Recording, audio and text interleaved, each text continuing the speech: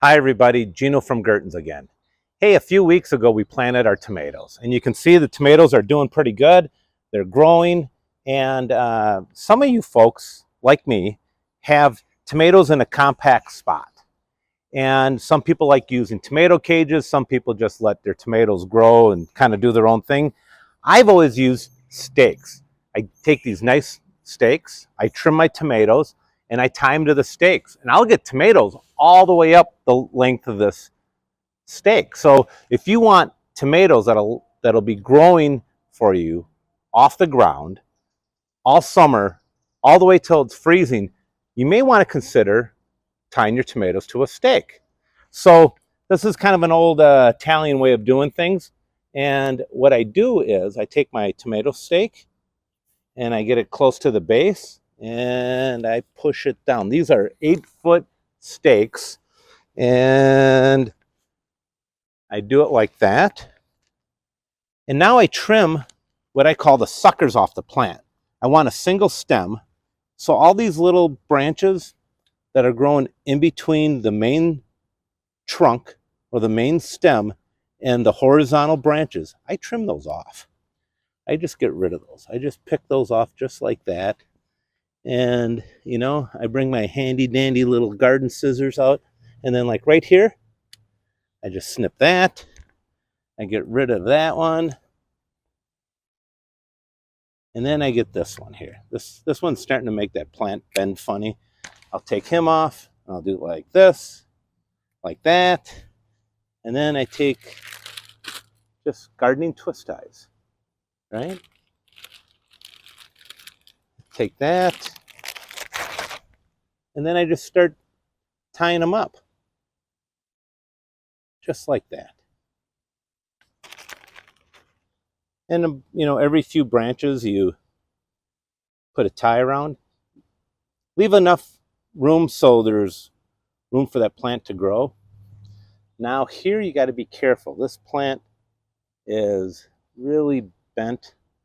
I probably should have staked this up a few days back. But what I'm going to do is I'm going to try to get it kind of straight. And then next time I'm out in the garden, I'll tighten it up. And this plant will have straightened up again.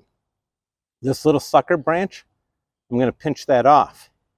Now, when you take the sucker branches off, what it does, it allows the fruit to grow up high on the stake and you get bigger fruit. The energy of the plant doesn't go into, you know, making excess foliage, it goes into the fruit. So you'll get bigger fruit, you'll get it off the ground, and you'll have nicer fruit, unscarred. You won't have to worry about the critters getting at it because it's going to be up high off the ground and the plant. You get less splashing, less blight, better fruit. And if you can imagine having tomatoes when this plant gets this big, which it will, you'll have tomatoes, you know, deep into September when you want them. We're going to do another plant. I think we're going to skip over to this one just because this one's a little bit bigger.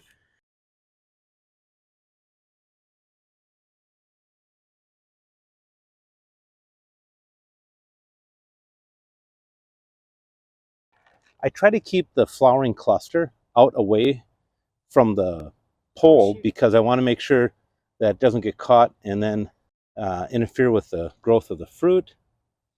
And you do this a few times in the summer and you get nice tall tomato plants with clusters that produce all the way up to 6 feet high. People say, Gino, how do you get those tomato clusters so nice all the way to the end of summer? This is it. This is an old Italian trick, and it works really good. In another week or two, you know, the plant's going to come up to here. I continually do it throughout the summer, but it's probably, you know, 3-4 times a summer, 2-3 times a summer, and this plant will grow all the way up to here. I've included some images from last year's garden, and you can see how nice and tall the tomato plants get. It works off wonderful. Small space, big plant. Small space, big plant, lots of tomatoes, no diseases, no bunny rabbits eating your tomatoes or squirrels or chipmunks or varmints. Have your plants grow up tall like this. You'll get good tomatoes all summer long. Look forward to seeing you at Gertens. Have a great summer.